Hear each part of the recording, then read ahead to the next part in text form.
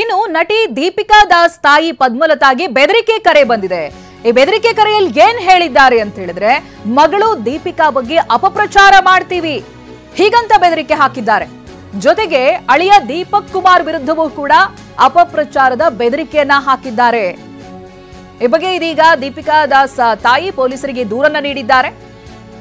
ಯಶವಂತ್ ಎಂಬಾತನ ವಿರುದ್ಧ ತಾಯಿ Padmalatha complaint file ಮಾಡಿದ್ದಾರೆ.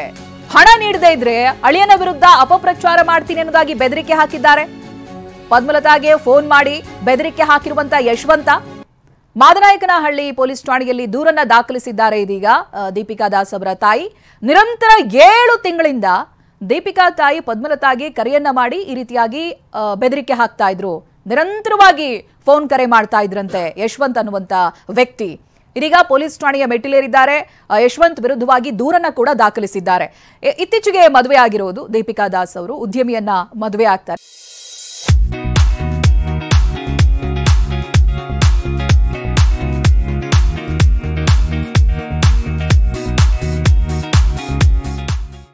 ನಂತರದಲ್ಲಿ ಸುದ್ದಿಗೋಷ್ಠಿಯನ್ನ ಮಾಡಿ ಕೂಡ ಅವರ ಹುಡುಗನ ಬಗ್ಗೆ ಮಾಹಿತಿಯನ್ನ ಹಂಚಿಕೊಂಡಿದ್ರು. ಇದೀಗ ಮಗಳು ಮತ್ತೆ ಅಳಿಯ ಇಬ್ಬರ ಬಗ್ಗೆನೂ ಕೂಡ ಅಪಪ್ರಚಾರ ಮಾಡ್ತೀನಿ ಅಂತ ಒಬ್ಬ ವ್ಯಕ್ತಿ ಬೆದರಿಕೆಯನ್ನ ಹಾಕ್ತಾ ಇದ್ದಾರಂತೆ. ಈ ಬಗ್ಗೆ ಡೀಟೇಲ್ಸ್ ಅನ್ನ ಪಡೆದುಕೊಳ್ತಾ ಹೋಗ್ತೀನಿ. ಪ್ರತಿನಿಧಿ ಮೂರ್ತಿ ಫೋನ್ ಸಂಪರ್ಕದಲ್ಲಿದ್ದಾರೆ. ಮೂರ್ತಿ, ಯಶವಂತ್ ಅನ್ನುವಂತ ವ್ಯಕ್ತಿ ಯಾರು, ಪರಿಚಯಸ್ಥನ ಅಥವಾ ಫೋನ್ ಮೂಲಕ ಆತನೇ ಕೊಟ್ಟಿರುವಂತ ಪರಿಚಯನ ನನ್ನ ಹೆಸರು ಇದು ಅನ್ನೋದಾಗಿ ಏನ್ ಡೀಟೇಲ್ಸ್ ಸಿಗ್ತಾ ಇದೆ ಈ ಪ್ರಕರಣಕ್ಕೆ ಸಂಬಂಧಪಟ್ಟ ಹಾಗೆ?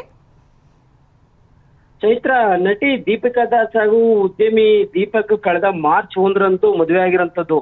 ಈಗ ಇಬ್ರು ಕೂಡ ವಿದೇಶದಲ್ಲಿ ಏನು ಪ್ರವಾಸ ಹೋಗಿರೋ ಬೆನ್ನಲ್ಲೇ ದೀಪಿಕಾ ದಾಸ್ ಹಾಗೂ ಅಳಿಯ ದೀಪಕ್ಗೆ ಯಶವಂತ್ ಅನ್ನೋರು ಮಾನಸಿಕ ಕಿರುಕುಳ ಕೊಡ್ತಿದ್ದಾರೆ ಅಂತ ಅಳಿಯ ಮತ್ತು ಮಗಳ ಪರವಾಗಿ ಆರೋಪಿ ಯಶವಂತ್ ವಿರುದ್ಧ ಮಾತನಾಡಿನಲ್ಲಿ ಫೈರ್ ಮಾಡಿಸಿರೋಂಥದ್ದು ಅತ್ತೆ. ಯಶವಂತ್ಗೂ ದೀಪಕ್ಗೂ ಏನ್ ಸಂಬಂಧ ಅಂತ ನೋಡಿದ್ರೆ ಈ ಹಿಂದೆ ಇಬ್ರು ಕೂಡ ಸ್ನೇಹಿತರಾಗಿದ್ದರು. ಹಾಗಾಗಿ ಏನು ಈಗ ಆರೋಪ ಹೊತ್ತಂತ ಯಶವಂತ್ ಹೇಳೋದೇನಂದ್ರೆ, ದೀಪಕ್ ನನಗೆ ಏನು 1.5 ಕೋಟಿಯಷ್ಟು ಹಣ ಕೊಡ್ಬೇಕು, ಮೋಸ ಮಾಡಿದ್ದಾನೆ. ಅದು ಅಲ್ಲದೆ ಏನು ಅಕ್ರಮವಾಗಿ ಲೇಔಟ್ಗಳನ್ನ ಮಾಡಿ ಜನರಿಗೂ ಕೂಡ ವಂಚನೆ ಮಾಡಿ ಮತ್ತೆ ಜೈಲು ಸೇರಿ ಈಚೆ ಬಂದಿದ್ದಾನೆ. ಆದ್ರೂ ಈ ಕುರಿತಾಗಿ ಕೋರ್ಟ್ ಅಲ್ಲಿ ಸ್ಟಿಲ್ ಕೇಸ್ ನಡೀತಿದ್ರು. ನಿಮ್ಮ ಮಗಳನ್ನ ಅವನಿಗೆ ಕೊಡಬೇಡ ಅಂತ ನಾನು ಈ ಹಿಂದೆನೆ ಎಚ್ಚರಿಸಿದ್ದೆ, ಆದ್ರೂ ನೀವು ಕೊಟ್ಟಿದ್ದೀರಾ. ಹೀಗಾಗಿ ನೀವೆಲ್ಲ ಸೇರಿ ನನಗೆ ಈ 1.5 ಕೋಟಿಯಷ್ಟು ಹಣನ ನೀವು ಕೊಡಬೇಕು, ಇಲ್ಲ ಅಂದ್ರೆ ಮಾಧ್ಯಮಗಳ ಮುಂದೆ ನಿಮ್ಮ ಅಕ್ರಮಗಳನ್ನ ಒಂದೊಂದಾಗಿ ಬಿಚ್ಚಿಡ್ತೀನಿ ಅಂತ ಆರೋಪ ಮಾಡಿರೋಂಥದ್ದು.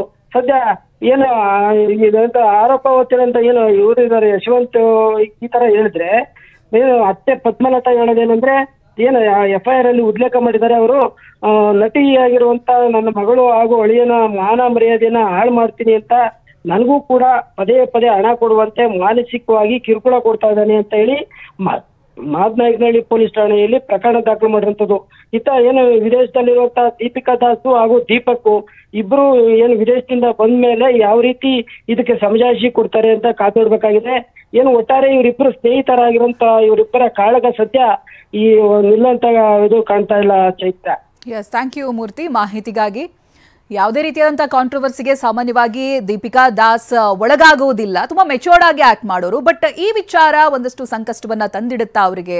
ಜೊತೆಗೆ ಮುಂದೆ ಏನಾಗುತ್ತೆ ತನಿಖೆಯ ಹಂತದಲ್ಲಿ ಆತ ಯಾರು ಏನು, ಆತನ ಪಾತ್ರ ಏನನ್ನೋದು ಕೂಡ ಗೊತ್ತಾಗ್ತಾ ಹೋಗುತ್ತೆ. ಅದರ ಅಪ್ಡೇಟ್ಸ್ ಅನ್ನ ಕೂಡ ಕೊಡ್ತೀವಿ.